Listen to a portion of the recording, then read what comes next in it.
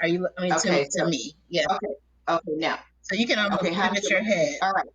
Okay, so how does it That's look now? perfect. Right there? Perfect. That's it. All righty. Okay, Okay. Ready? I'm ready. Go ahead.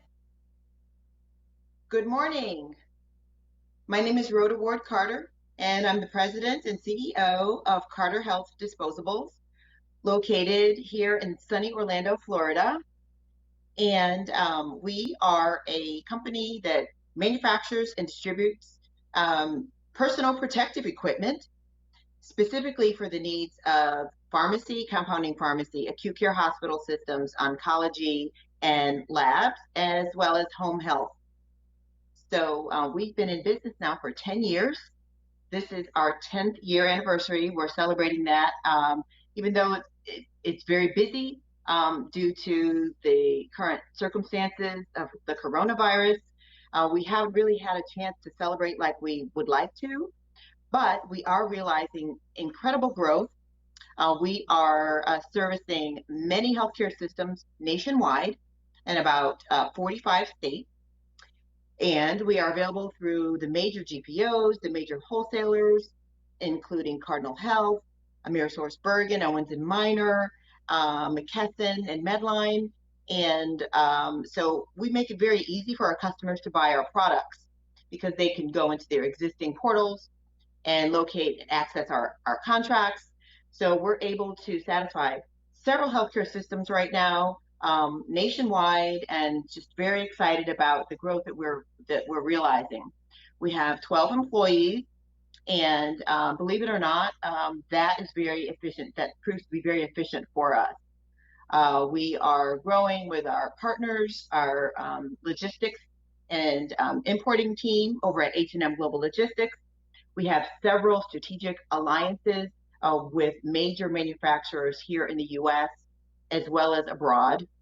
And so through those partnerships, we're able to reach a large number of healthcare systems that might have been suffering because of the lack of PPE. We happen to be positioned properly and able and ready to serve those with existing inventory, as well as inventory from our partner suppliers and our alliances with other manufacturers.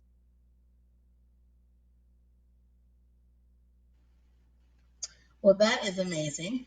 How did you get started? It sounds like a lot, and you're right, perfectly positioned for the pandemic. But how did you start your company? Well, we actually developed Carter Health Disposables as a supplement to another company. So Carter Health is a clean room design, engineer, and build company. Carter Health Disposables was born out of the need to address the same market with new products. So once those clean rooms are built, those clients needed the proper protective, personal protective equipment and supplies used in a clean room environment to maintain the compliance. So hair covers, shoe covers, coveralls, face masks, and sterile disinfectants, lint-free white, products that are used to keep that environment sterile and keep it clean, sporicidals, sterile disinfectants. All of these products were needed to maintain the clean room environment. So I seized the opportunity by writing a business plan and presenting to a group that happened to be a consulting company. That consultant group was working hand in hand with Carter Health, the clean room side. So wrote that business plan because we realized, hey, there's an untapped um, opportunity here. These customers that are so happy with the clean rooms, well, what are they going to do for day-to-day operations? They have to source their hair covers, shoe covers, all these items from various sources. So one stop shop is what we decided to do. Wrote the business plan, raised $175,000, and turned that $175,000 into a multi-million dollar enterprise in a 4-year period. So now, after being in business for 10 years, we've realized scale, and we were able to satisfy that niche market of USP 797 and 800 those are regulations that are guiding these pharmacies to make sure that they're in compliance so that they compound in a sterile fashion on an ongoing basis. So, but not just for pharmacy, these products sort of spill over into the OR, into other areas of the hospital. And so we have been able to grow the business by expanding from that niche market to the general healthcare market. And that has proven to be very successful and helpful in satisfying a need that all of a sudden has arisen because of the coronavirus. So there are several new market entrants, companies that are coming in and trying to take advantage of this surge in the need for PPE. While we were quietly humming along, in this industry, selling these products to our accounts, specifically for pharmacy and oncology and some acute care hospital pharmacies and acute care general, materials management departments were also procuring these products. So all of a sudden, whammo, we're getting calls and emails and everything happened so quickly this year. But we were, like I said, positioned to serve that need. And we were able to provide several healthcare systems with PPE that they weren't able to source from other existing vendors that they might have had.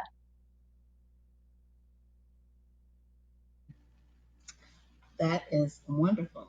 So, being positioned sounds like it's important. You were able to capitalize on opportunities because of your positioning. If you were to teach a master class on positioning, what would be three takeaways of how to properly position yourself in order to put yourself in the right seats for when opportunity arises? Okay, I would say one would be know your market, understand your competitors, understand what the customers.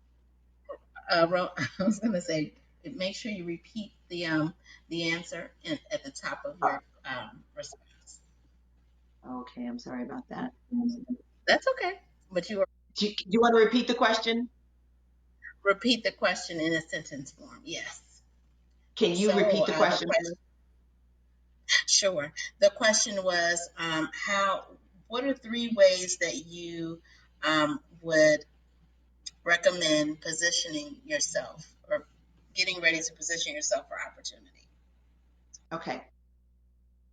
Positioning is key when you are trying to target a market and when you're trying to scale your business.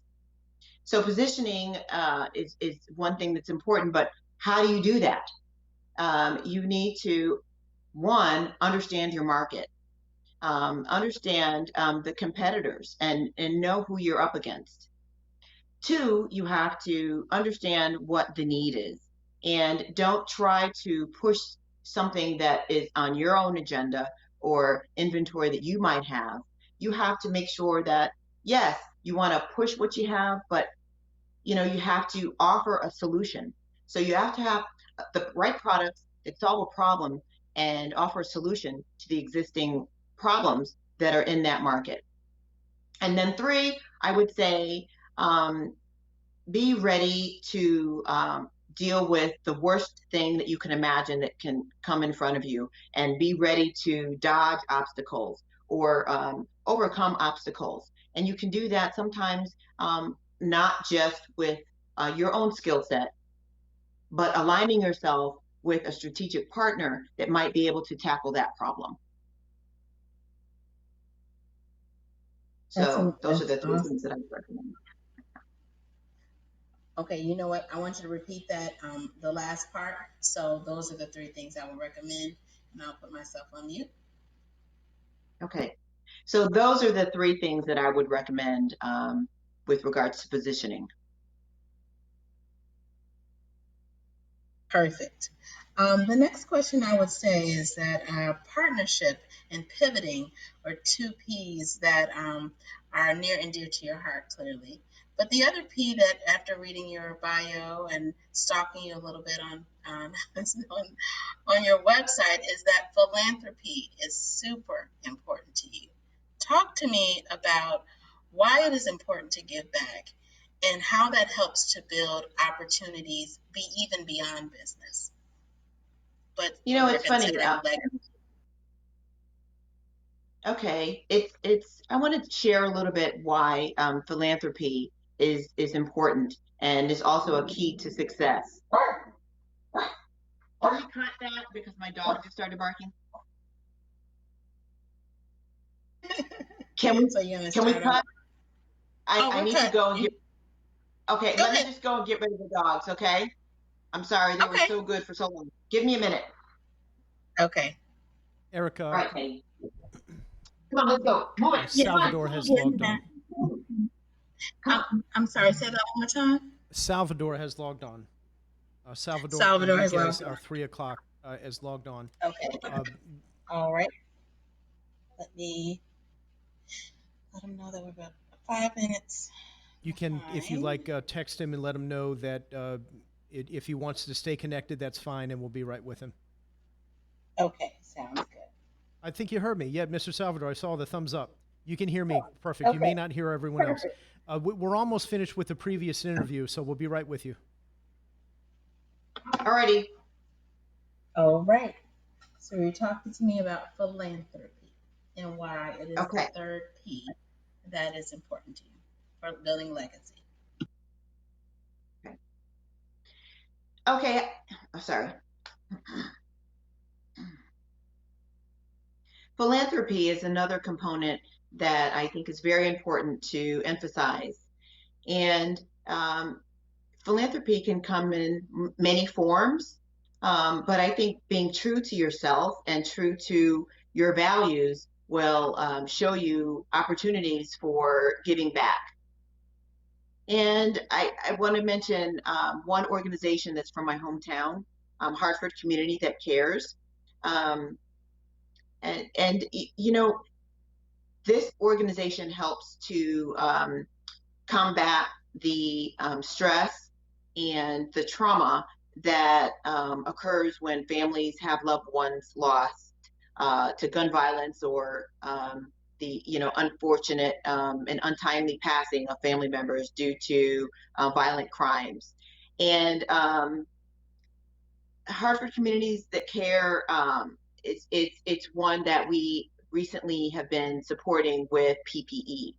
So not only do they help, the community by counseling and working with the healthcare systems that are in the area, including Hartford Hospital, but they go out and do COVID-19 testing. And testing is one of the key components to controlling the virus. But imagine an organization like that that's trying to get PPE when their hospitals and clinics are trying to get the same PPE. So we decided to donate some to them, and we'll be doing that as long as we can to help. But there's always something that's a side benefit that you don't even realize it's going to happen, and that shouldn't be your focus, but it tends to happen.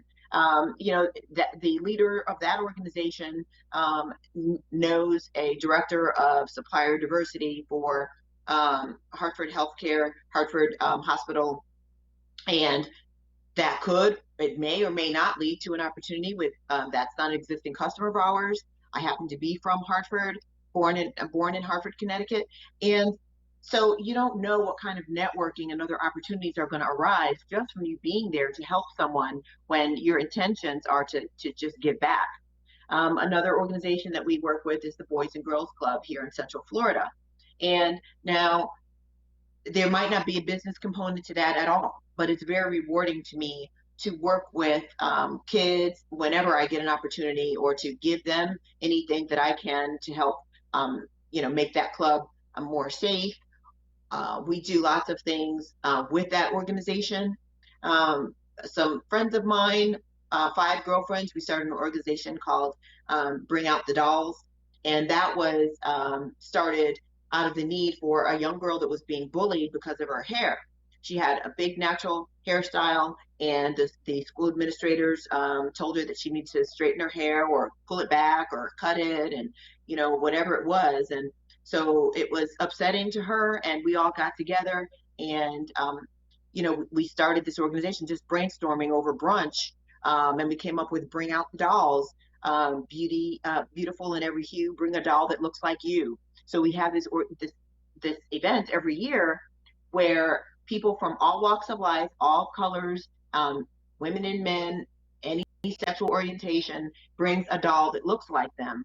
And we donate these dolls to the Boys and Girls Club or Habitat for Humanity or a women's shelter or whatever it might be. And you would believe just thousands of dolls pour in, and it's a huge celebration. And that young lady now has gone on. She was about 13 when it happened. She's gone on to start her own hair care line. It's called Vanessa's Essence. She's gone on to be accepted at Spelman University, and she's now a model and a college student.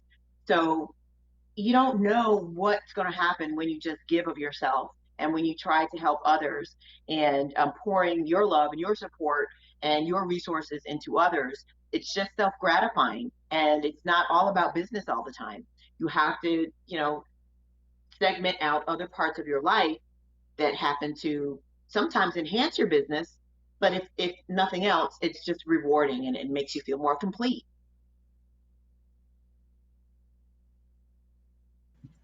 Perfect. So, what you're talking about sounds exactly like the title of today. Before about building opportunity and partnerships in PPE.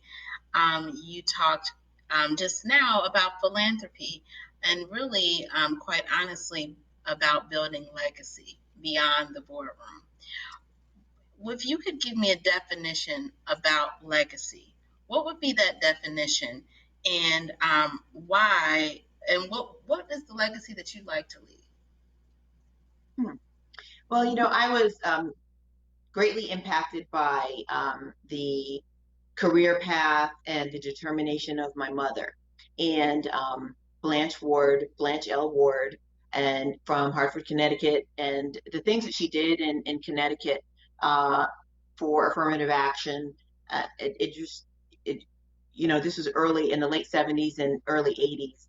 And the things that she believed in and her work ethic just made me naturally want to be a person that achieved a certain amount of I don't know how to say it, a certain amount of gratification out of what I could give back and how I could impact the world.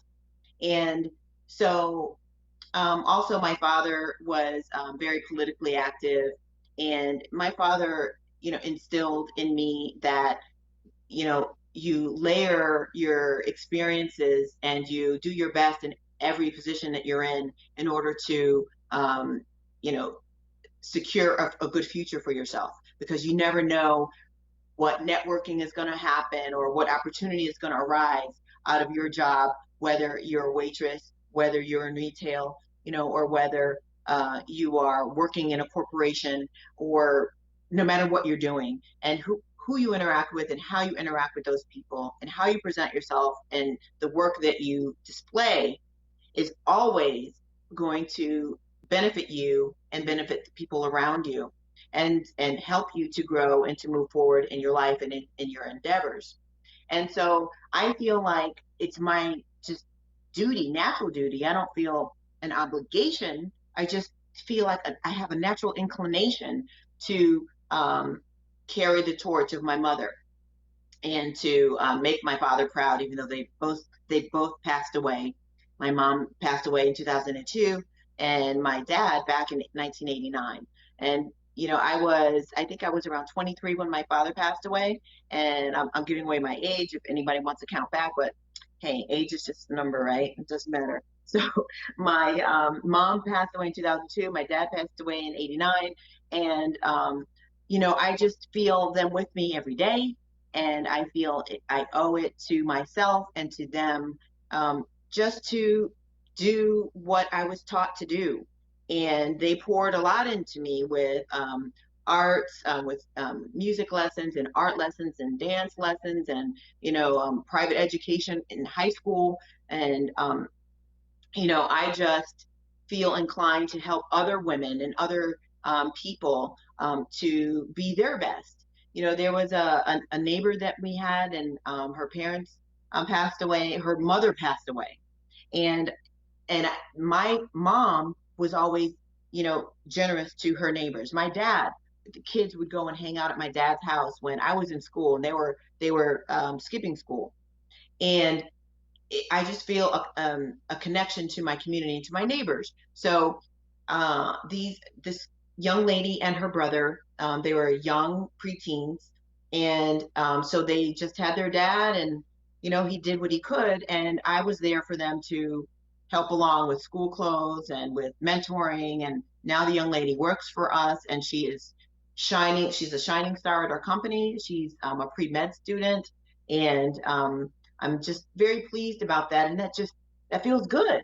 and it's important to do. So her younger brother, he's going into college this year, and that's something that my mother would do. I remember kids throughout the years that would come over every day after school and hang out. And my mom, they would eat with us, or whatever it might be, and we would give them some advice, and it was just you know, a very communal type of household that I had. Even though my parents were divorced, my dad was the same way. And so I continue that legacy just by being myself and doing the things that I feel naturally inclined to do, while at the same time I owe it to them. It's just part of my personality. And it's important to me to be able to help others, and it's very rewarding and self gratifying. And leaving a legacy behind, Carter Health Disposables is something that possibly my nieces and nephews will benefit from. But it is set up so that it is a system, and it is a company that will keep on going even when I'm not here. I'm not sure if it'll go on forever, for decades, or if we'll be part of a merger or an acquisition. But whatever it might be, I'm proud of where we've come and how far we've come and who we are as a company. And I'm proud of our company culture. We have a vibrant staff of team members that work collectively to make sure that we are successful on a day-to-day basis and into the future. So I know what is going to come, but Carter Health, we're all putting our best forward, and we're just doing the best every day and continuing to grow with innovative ideas coming up down the pike, that I'm not ready to share yet, but we will be sharing once we're ready to launch these ideas. And that's going to be part of our legacy.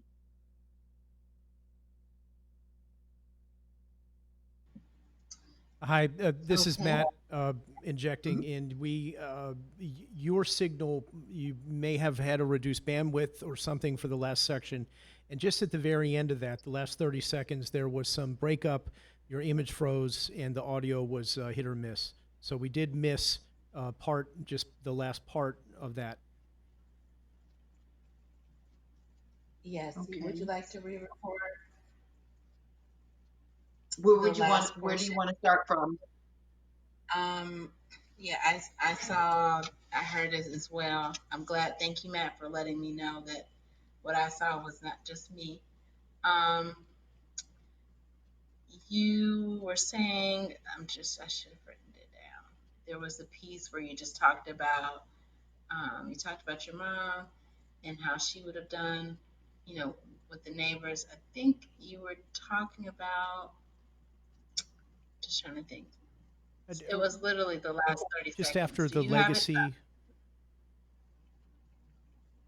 Okay, I was talking about innovation.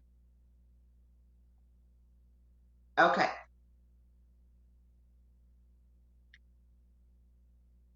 So innovation is where we're headed now. Once you grow your business and you're scaling, you have to sustain that growth. And so, in order to think about further what we would, or how I feel about our legacy, to sustain this growth as well as to focus on our innovation ideas that we have that are coming down the pike, and we are so excited about those, that you have to think about not just now and not what you're doing and not your success or your current success, but how to sustain that success, what kind of innovation can help to catapult you even farther into the future. And, innovation and sustaining our growth and growing even more will be part of our legacy. And at Carter Health Disposables, we're proud of where we've come and how the future looks bright for us. We don't take that for granted. And as a team, we're going to push forward to go even farther with new innovation and to sustain our growth and to grow farther into the future. And that will be a legacy that I can be proud of, that Carter Health Disposables as a whole will be proud of. And very thankful for the opportunity to even be saying this, to be here at this moment, and to be thinking about the legacy that, collectively as a team we've been able to build. And actually it's achieving dreams and helping to employ many, and hope to continue this on far into the future. Perfect. Last question. What does it mean to you to win this award? You shared a very special story, and hoping that you can share it again. Um, what does it mean to win this award, number one? And number two, if you can give your acceptance speech for thanking MBDA and MedWeek and whoever else you'd like to thank in 1 minute or less.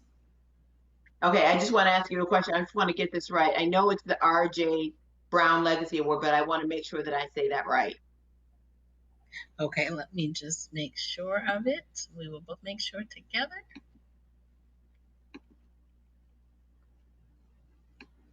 Because I believe that RJ Brown founded the MBDA.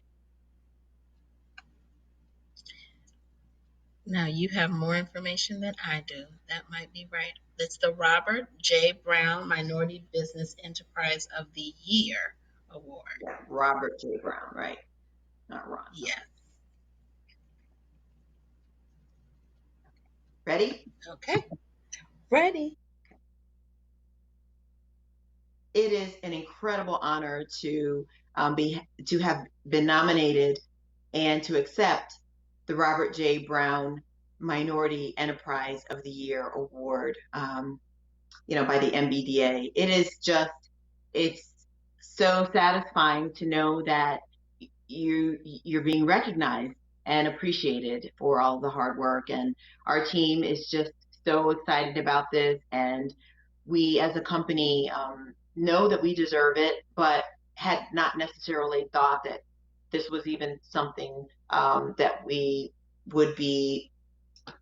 This wasn't something. This was a surprise, and so to win that award and not expect it is just even more gratifying, because you know that organizations around you see what you're doing and appreciate what you're doing. The MBDA is so important to us.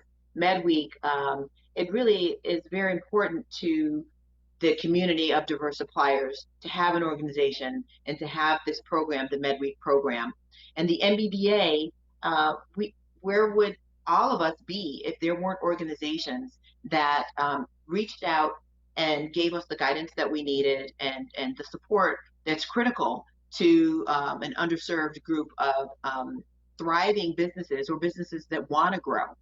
And so we want to thank MedWeek. We want to thank the NMSDC, the FMSDC, and the MBDA on a national basis out of DC, as well as our local MBDA. Ritu is the director here in Orlando, and she works tirelessly to help us and to make sure that we have access to opportunities that are coming down the pike. And so we really appreciate you, Ritu.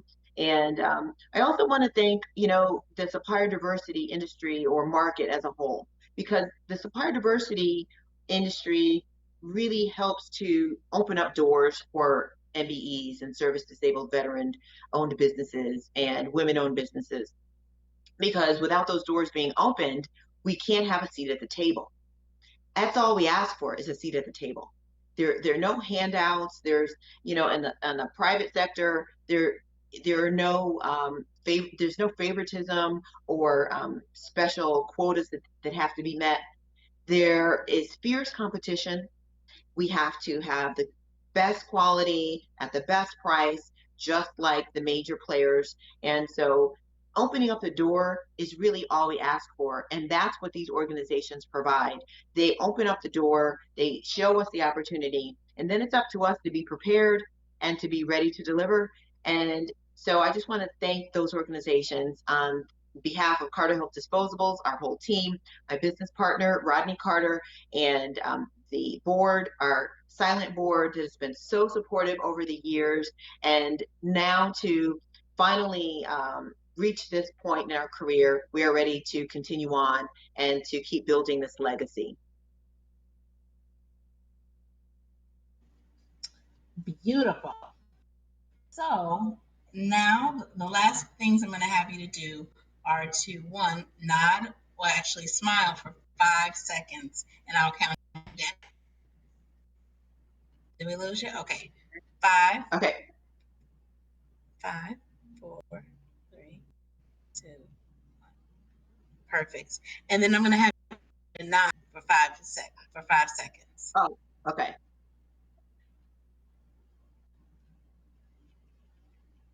Okay. You, of course, I'm not the interviewer. It'll be Lindsay Davis from Good Morning America. You're going to say, Lindsay, my name is, and then your title and company. You just broke up. Can you hear me now? Yeah. Okay. You're going to say, hello, my name is, hello, Lindsay. My name is Entitled and Company. Lindsay Okay. Davis from Good Morning America. So I'll put myself on mute and you can go ahead. Hi, Lindsay. I'm Roda Carter from Carter Health Disposables.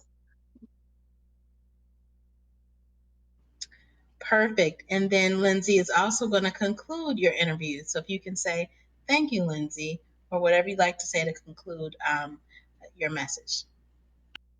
Okay. Thank you, Lindsay. I appreciate it. Thanks for having me. Perfect. And we're all set. I'll be in touch. And your session is going to air on, excuse me, on Friday at 10 a.m. It's going to air on where? September the on the MBDA website, and I will send you all of the information. Okay, But great. you're I'll all talk good to you to later. go. Okay, All thank right, you. thank you. And I saw all of those photos and the video, and Mom really loves it. Oh, you know what? One more thing. You said you were going to tell the story about someone who received that award. I was. Yeah. Yes, this is it. So let's do that. Let's make that the last thing. Okay. Okay, perfect. So there was something that happened 10 years ago, actually, maybe 11 years ago, about 10 years ago. And I was sitting in my class at Rollins College, Crummer, getting that MBA. And I remember when it was announced that this company named Zero Chaos had won the MBE of the Year award, the Robert J. Brown um, Minority Enterprise of the Year award. And I was just so impressed and excited to see these guys come in and present to us and talk to us about their amazing growth and everything that they had accomplished. And so here we are 10 years later, and Carter Health Disposables has won the same award. And when I realized that, it's almost like, wow, did we make it? I mean, is this really happening? I had to pinch myself and realize that, yeah, we got that award and I can celebrate and be very proud of it. So I just thought it was very coincidental that we won the same award that I was just salivating over while I was, in graduate school. And here we are today. So it's pretty funny. Let me just have you close it by saying so. Thank you, NBDA, once again for this award. Okay. So thank you, and can I do that over? Sorry. So thank you, NBDA, once again for this award. And it's a wrap. Thank you. Okay, I hope you're satisfied. Yes, we have a lot to work with. Thank you so much. Okay, thank you. Have a great day. All right, bye bye. Bye.